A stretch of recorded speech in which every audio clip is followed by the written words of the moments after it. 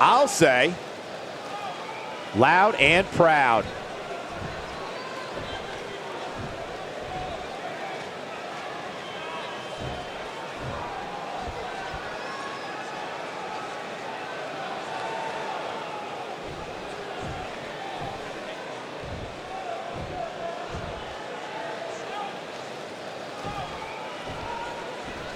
So that's where we are, ready to get it going. Not sure what to make of that, but okay.